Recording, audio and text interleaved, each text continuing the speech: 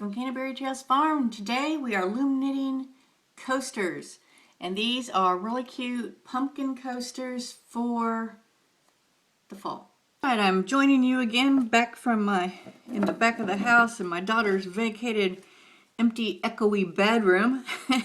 And it's cold back here. I was like, which is weird because it's like in the 90s outside because we just can't seem to cool down this year. I am doing coasters, and they're just for putting your cup down on furniture. And what I'm using is a cotton yarn. You could use any kind of yarn you want. When I do a looming project, I try to assess the needs of the project.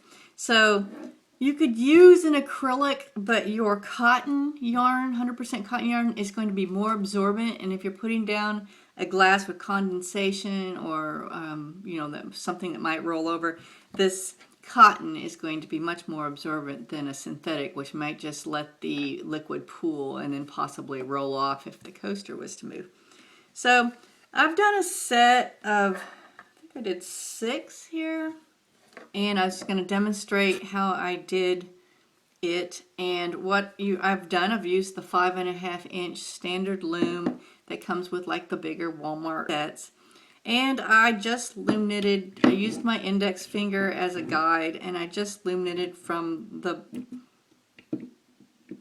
joint of my index finger at the bottom to the very top. So it's approximately 3 to 4 inches. Use this long needle. And all I used was the E-wrap, and I'm not going to show you how to loom knit because I'm assuming that you know how. This is just a project. If you don't know how, I made some scrubbies, pot scrubbers last episode, and I showed you quickly how to do the E-wrap. I have an intro to loom knitting, which I show you how to do the E-wrap. I also show you how to E-wrap on, I think, the Afghan loom and possibly the hat loom. So it's really simple. You're just twisting it over your pegs like a lowercase e with the separated stitches on the outside of the loom, the joined together stitches on the interior of the loom, and that's all you're doing. You're going around. So I've already loomed this, and I'm just going to remove it from my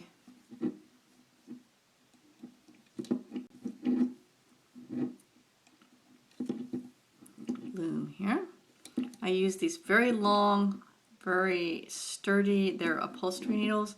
You can get them in the needle section of most fabric stores. And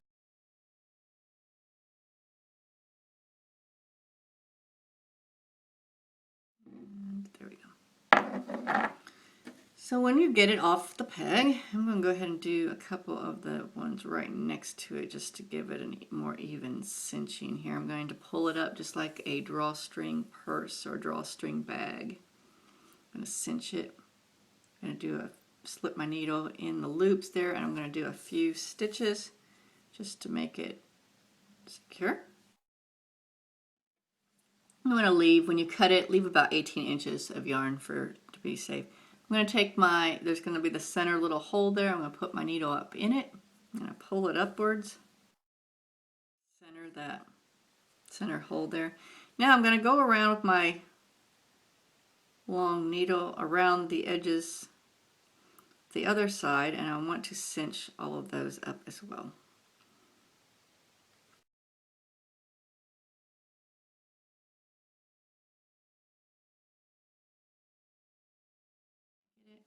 I'm going to cinch it up. I'm just going to continue to adjust it.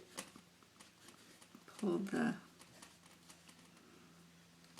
I want to do a few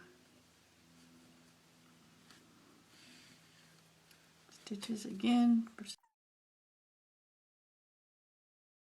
few times just to get some, sort of connect both the front to the back. Don't worry about generally the stitches will just sort of disappear into the weave, so you don't have to be really super conscious about the stitching job here. The idea is just to keep those front and back together.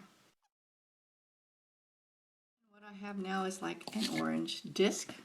That's the coaster part. Now, I went and cut just a pumpkin stem shape. You could do it like just a square or a rectangle, or I made mine sort of crooked. I did that out of olive stiffer craft felt, not the softer craft felt. You could do brown, you could do black, whatever you have.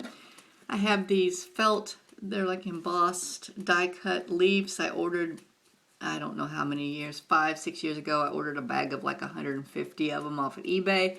And I've been using them for projects ever since. They come in really handy. Probably find them on Amazon. Just look for die cut felt leaves, something like that. Google felt leaves.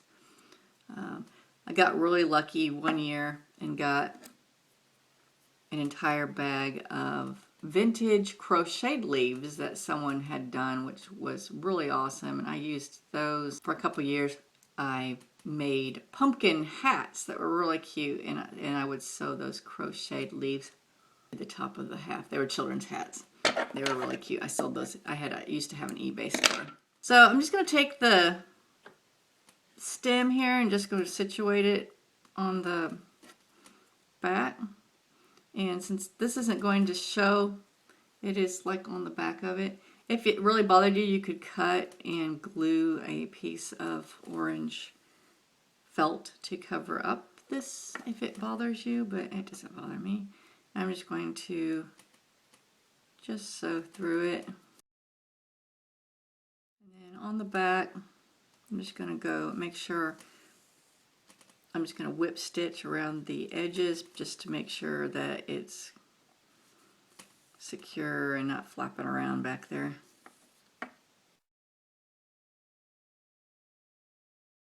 Way through to that bottom circle. I'm just staying in the fibers on the back so it doesn't show through. Not my thread yet, because I'm going to just position my leaves. You can do yours however you want. If you don't have leaves already cut, you can just cut a leaf shape out of felt. You could probably even use, if you had stiffer fabric, or if you want to starch fabric, you could starch it with, you know, like spray starch. Like with you when you're ironing, and you could pink the edges with pinking shears. I'm just gonna sew on my leaves. And these, the way they're embossed, the way mine are embossed, they have these little, they look like little stems. So it's a natural sewing line for just going and sewing these leaves all the way across the top of my coaster.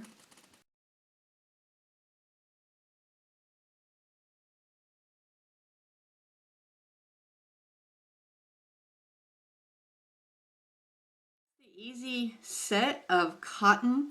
I use 100% cotton loom knitted coasters, and it's just a really cute quick fall project. And another idea that you could do if you're doing these in September, you could make these for good teacher's gifts, just red, and make them into an apple. Same leaves, and you can make the stem, I would make the stem a little more like a rectangle. Just do red, and you'd have a little apple, and that would be a cute teacher, you know, little coaster's gift too. If you think that people might not know what it is, you could make a little card that says, you know, something about enjoy a coaster, or a teacher note could say something like, I hope you coast through the school year, or something. You know, so just like you could let them know that they're coasters. I just think that it's a little fun project to do, and I hope you enjoy it, and I hope you have fun making some. So thanks for joining us today at Canterbury Trails Farm. Bye.